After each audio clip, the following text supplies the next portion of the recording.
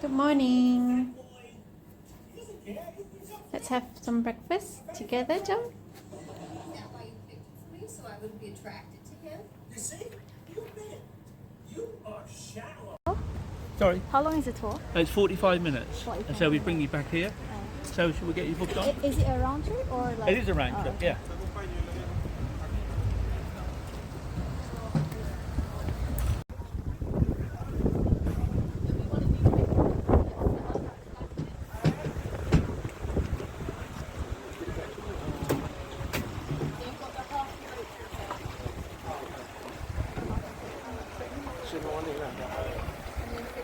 What about this one? What one? This one self. Oh, this one chicken self. This one yang tak share lah. Hello. Now we are on a boat. Cambridge River. Bye bye everyone. Hello. We're going punting now. Jadi very excited sekali.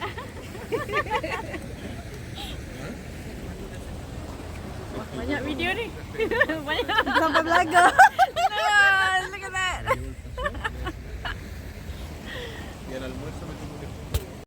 Okay, so ironically, Cambridge University started off when a group of Oxford people came here in the late 12th century. And after a few years, they founded the university in 1209. And the first college was in 1284. It's actually behind this structure here, and it's called Peterhouse. And if you go there, but the man, Peter Whittle, who invented the hovercraft, attended that college. That's their real sort of claim to fame. So the university acts as an umbrella organisation for 31 colleges, and the 31 colleges operate underneath the university, and so it's a little bit like Harry Potter with all the various houses. So you have 31 colleges that provide accommodation, food, and any needs these students might have. They're only here for 3 8-week terms a year, which is less than half of the year, of course. And you apply to one college per year, and if you're not successful, then you have to take second best and go to Oxford. Anyone here from Oxford? No? Oh, okay. That's the first Oxford joke of the day. So, yeah, so you only get one chance, unfortunately. Very, very difficult to get into Cambridge University. They have 21,000 students this year, and we start tomorrow. Anybody attending tomorrow? No? I thought somebody might. So 21,000 students and 380,000 applicants. So as you can tell, quite difficult to get into. Lovely day, by the way. Hope you're enjoying the weather for October. So the first college on my right and on my left here is Queen's College. And this is Queen's with an apostrophe after the S to denote the fact that 3 different queens did the college and donated money to it. The very first one was a French princess called Lady Margaret of Anjou. Now she was the queen at the time, and she was married. She was actually married to Henry VI, and his name will crop up again a little bit later on. After that, 2 more queens, Elizabeth Woodville and Anne Neville, also refounded the college. Hello, Nick. And they were married respectively to Edward IV and Richard III. So, very, very, very royal college, this one. Lots of, still remains one of the smaller colleges with not as much money as some of the bigger ones. But it's very, very quaint. And it has a history of having British comedians attending here. And they include half of the Monty Python team, Stephen Fry, and many others. So Cambridge has many beautiful buildings. Want to get this one out of the way quickly. This isn't one of them. This one here, look. So this is the Erasmus building. This is student accommodation for Queen's College, and it was built in 1965 by a famous architect called Sir Basil Spence. Now he actually designed the Parliament building in New Zealand, amongst many other lovely buildings. But something happened here, which we don't know. Anybody like that building by any chance? It's a bit modern, isn't it? Doesn't really fit in with everything that's around it.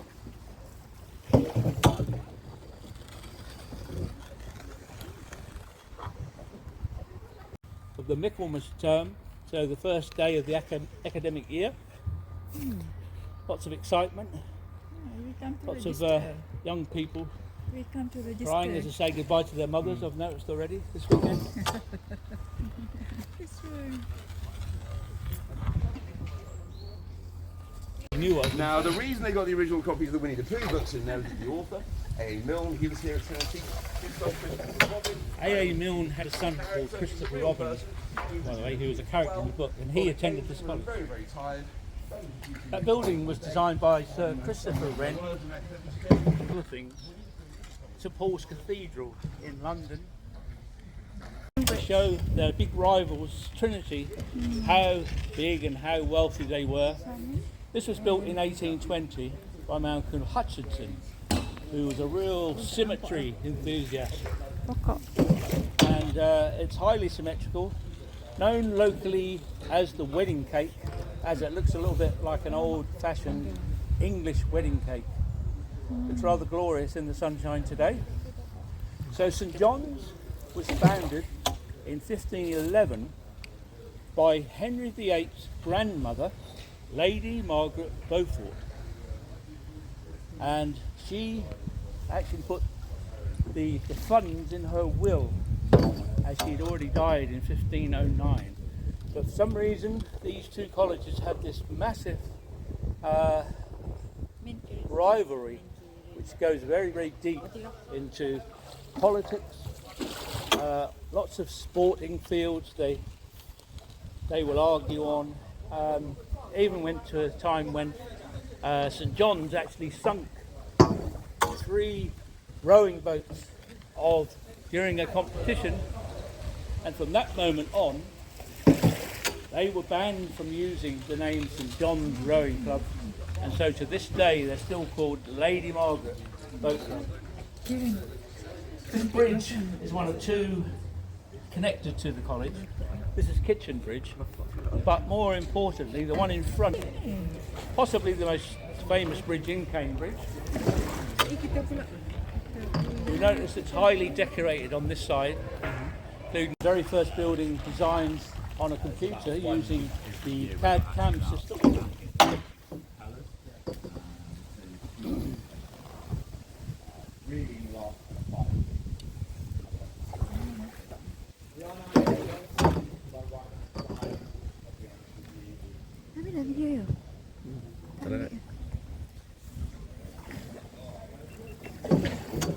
So at the edge of this tree here, we now enter the territory of Magdalen College, and if you see, he's after himself, but was denied that privilege because he was neither royal or noble, and so he had to use a person from 42. And this college is rather infamous for the fact that it was the last college to accept ladies to study. Anybody would like to have a guess when this year? Dia boleh capture, ikut dah ambil video lah. Ada red bus lalu. 1988. They finally allowed ladies to study here. Funnily enough, the grades went up dramatically after they allowed women to study here. That's why you need women. Yeah.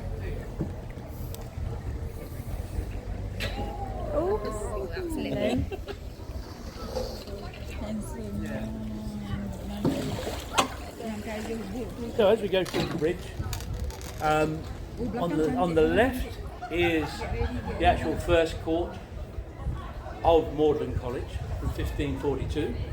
On my right is an old industrial area, used to have vinegar, leather factories, things like that. And it's now very much a cafe, bar area. A little bit further down the river is a library called the Pepys Library, and that's named after Samuel Pepys, who wrote the Great Fire of London Diaries. Other famous people attended here include C.S. Lewis, who wrote The Lion, the Witch and the Wardrobe. J.R. Tolkien also spent time here. He is the Lord of the Rings fame. So now this bridge that we're going back under here, it's a very historical area. This was the first crossing point at the river, on the River Cam, in 800 AD. First. So after we've been invaded by Romans, Greeks, about 0.3%, and so they drunk that rather than drink water. So breakfast, lunch and dinner all included, a glass of very low alcohol beer, and they did that for about 50 years until the water in the river improved. This college here, because of the rivalry, were barred from having their own clock and bells. If you look up to the very top of the building, you can see there's a blank circular shape where there should have been a clock, and that's part of that story about being banned. Sorry about the willow tree, we're just going under, folks. Willow tree, sorry. Just watch yourself there, that's it. See there, so there's a clock missing. So that's part of this whole rivalry thing they had going on. So back at the Wren Library, it's 240 years old, this tree, and as you can see they had to repair the wall quite recently. The tree was threatening to completely take over the wall and knock it down. So back to the back of the new court. So every year the students discuss, is it best to stay in this nice modern building here, or do you stay in the castle? And if you stay in that one, you get to look at the castle.